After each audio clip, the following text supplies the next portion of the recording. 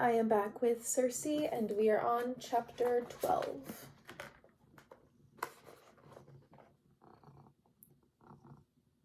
We went the long way back to Ayaya, avoiding Scylla. 11 days it took. The sky bent its arc over us clear and bright. I stared into the blinding waves, the white flaring sun. No one disturbed me. The men averted their gazes when I passed, and I saw them cast a rope I had touched into the waves. I could not blame them. They lived in Knossos and knew too much of witchery already. When we landed on Ayaya, they dutifully carried the loom up through the woods and set it before my hearth. They led up the 8 sheep. I offered them wine and a meal, but of course they did not accept. They hurried back to their ship, strained at their oars, eager to vanish over the horizon. I watched until the moment they winked out like a snuffed flame.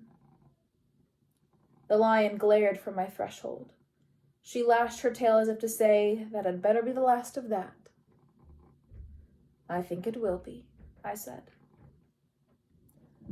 After Knossos' sunny, outflung pavilions, my house was as snug as a burrow. I walked its neat rooms, feeling the silence, the stillness, the scuff of no feet but my own. I put my hand to every surface, every cabinet and cup. They were all as they had been, as they ever would be. I went out to my garden. I weeded the same weeds that always grew and planted the herbs I had gathered on Digby. They looked strange away from their moonlit hollows, crowded in among my glossy, bright beds. Their hum seemed fainter, their colors faded. I had not considered that perhaps their powers could not survive transplanting.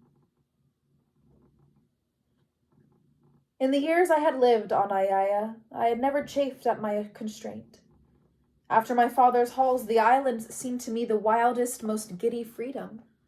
Its shores, its peaks, all of them yawned out to the horizon, filled up with magic. But looking at those fragile blooms, for the first time I felt the true weight of my exile. If they died, I could harvest no more. I would never walk again the humming slopes of Digby. I could not draw water from its silver pool. All those places Hermes had told me of, Araby, Assur, Egypt, they were lost forever. "You will never leave," my sister had said.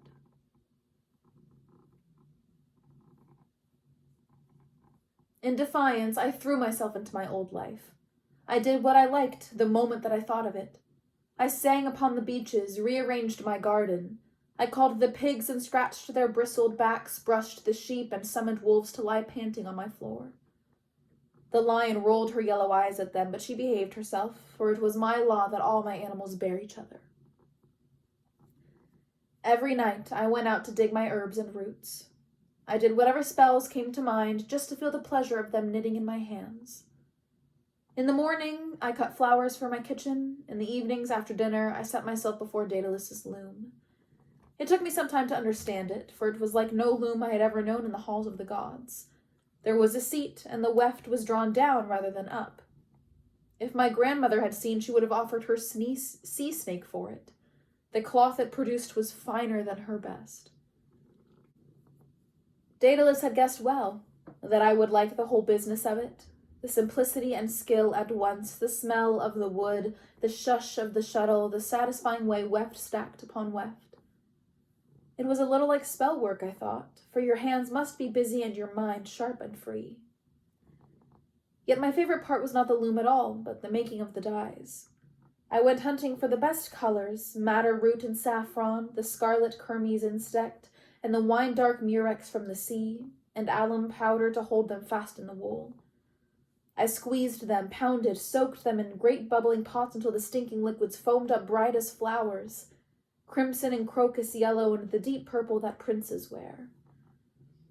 If I had had Athena's skill, I could have woven a great tapestry of Iris, goddess of the rainbow, flinging down her colors from the sky. But I was not Athena. I was happy with simple scarves, with cloaks and blankets that lay like jewels upon my chairs. I draped my lion in one and called her the Queen of Phoenicia. She sat, turning her head this way and that, as if to show off how the purple made her fur shine gold. You will never see Phoenicia. I rose from my stool and made myself walk the island, admiring the changes every hour brought. The water striders skimming over the ponds, the stones rolled green and smooth by river currents, the bees flying freighted with pollen. The bays were full of lashing fish, the seeds broke from their pods. My dittany, my lilies from Crete, they thrived after all. See, I said to my sister.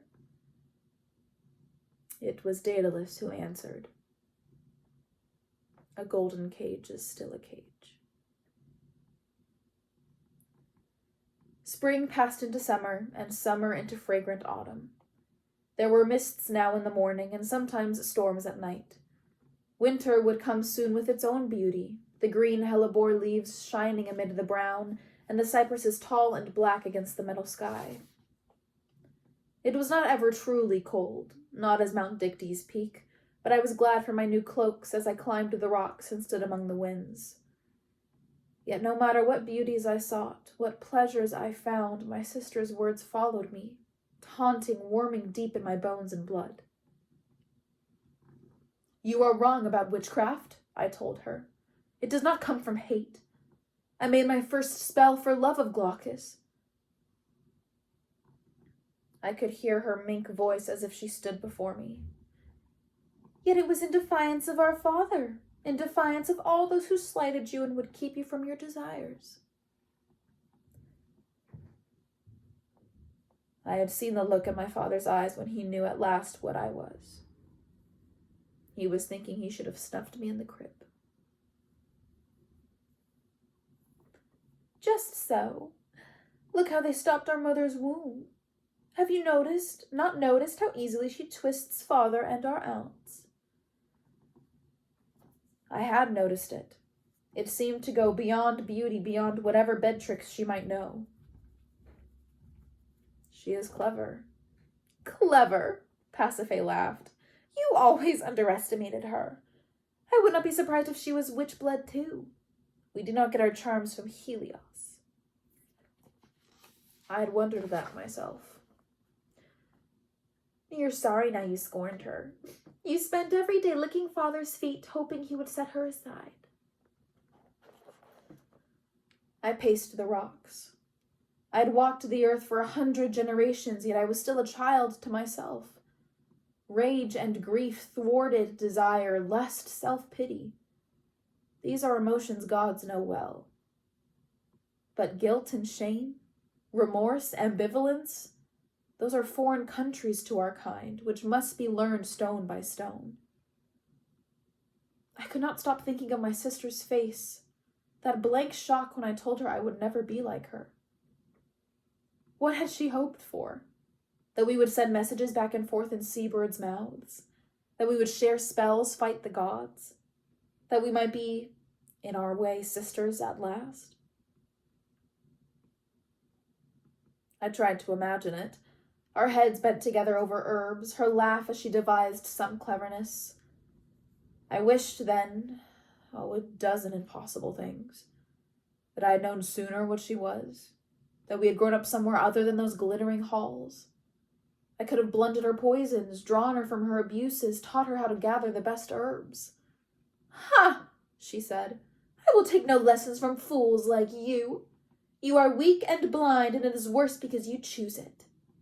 You'll be sorry in the end. It was always easier when she was hateful. I am not weak, and I will never be sorry not to be like you, do you hear? There was no answer, of course, only the air eating my words.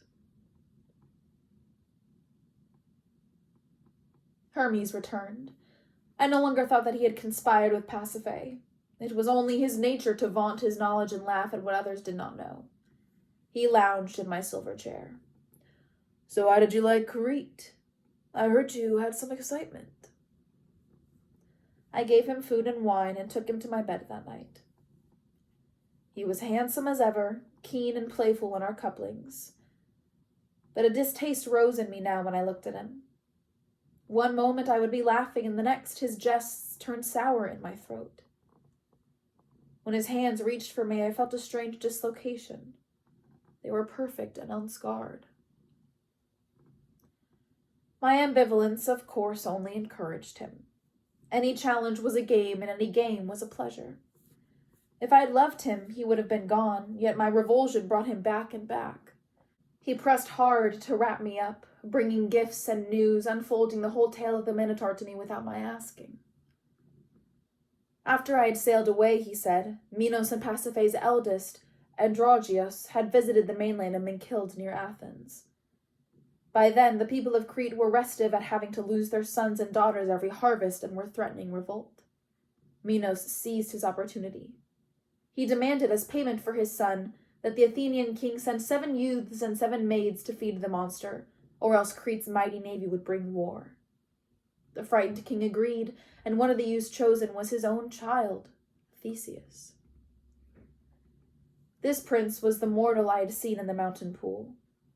But my vision had not told me all. He might have died, if not for the Princess Ariadne. She fell in love with him, and to save his life smuggled him a sword and taught him the way through the labyrinth, which she had learned from Daedalus herself. Yet when he came out from that maze with his hands covered in the monster's blood, she had wept, and not for joy. I heard, Hermes said, that she had a natural love for the creature. She would go often to its cage and speak softly to it through the bars and offer delicacies from her own table. Once she got too close and its teeth caught her shoulder. She escaped and Daedalus sewed up the wound, but it left a scar at the base of her neck in the shape of a crown. I remembered her face as she said, my brother. Was she punished for helping Theseus? No. She fled with him after the creature was dead. Theseus would have married her, but my brother decided he wanted her for himself. You know how he loves the ones with light feet. He told Theseus to leave her on an island and he would come to claim her. I knew which brother he meant. Dionysus, lord of Ivy and the Grape.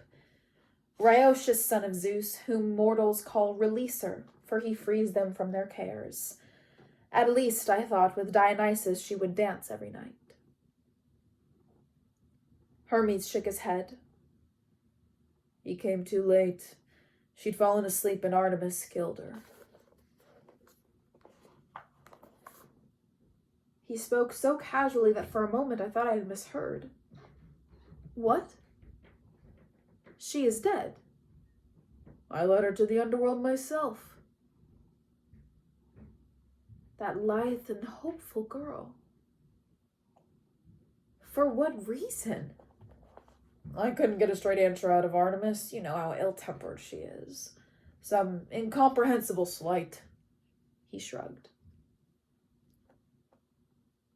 My witchcraft was no match against an Olympian, I knew it. But in that moment I wanted to try, to summon up all my charms, to throw my will upon the spirits of the earth, the beasts, the birds, and set them after Artemis until she knew what it was to be truly hunted. Come, Hermes said. If you cry every time some mortal dies, you'll drown in a month. Get out, I said. Icarus, Daedalus, Ariadne. All gone to those dark fields where hands worked nothing but air, where feet no more touched the earth. If I had been there, I thought.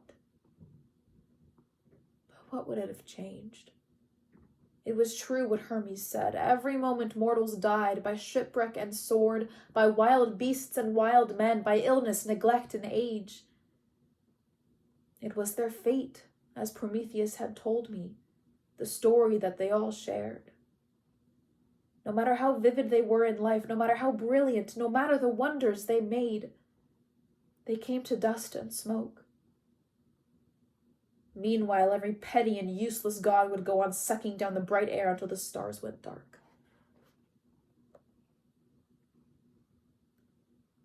Hermes came back, as always. I let him. When he glittered in my hall, my shores did not feel so narrow. The knowledge of my exile did not weigh so heavy. Tell me the news, I said. Tell me of Crete. How did Pasiphae take the Minotaur's death? She went mad is the rumor. She wears nothing but black now in mourning. Don't be a fool. She is only mad if it suits her, I said. She is said to have cursed Theseus, and he is plagued and plagued since then. Did you hear how his father died? I did not care about Theseus. I wanted to hear of my sister. Hermes must have been laughing as he fed me tale after tale. How she had forbidden Minos from her bed, and her only joy was her youngest daughter, Phaedra. How she was haunting the slopes of Mount Dicte, digging up the whole mountain, searching out new poisons. I hoarded every tidbit like a dragon guards its treasure. I was looking for something, I realized, though I could not say what.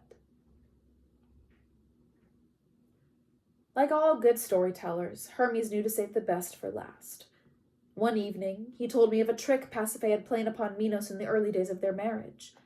Minos used to order any girl he liked to his bedchamber in front of her face. So she cursed him with a spell that turned his seed to snakes and scorpions. Whenever he lay with the woman, they stung her to death from the inside. I remembered the fight I had heard between them. 100 girls, Pasiphae had said. They would have been serving maidens, slaves, merchants, daughters, anyone whose fathers would not dare raise a fuss against the king. All extinguished for nothing but petty pleasure and revenge. I sent Hermes from me and closed my shutters as I never did. Anyone would have thought I was casting a great spell, but I reached for no herbs. I felt a weightless joy. The story was so ugly, so outlandish and disgusting that it felt like a fever breaking. If I was trapped on this island, at least I did not have to share the world with her and all her kind. Pacing by my lion, I said, "It is done. I will think of them no more. I cast them out and I am finished."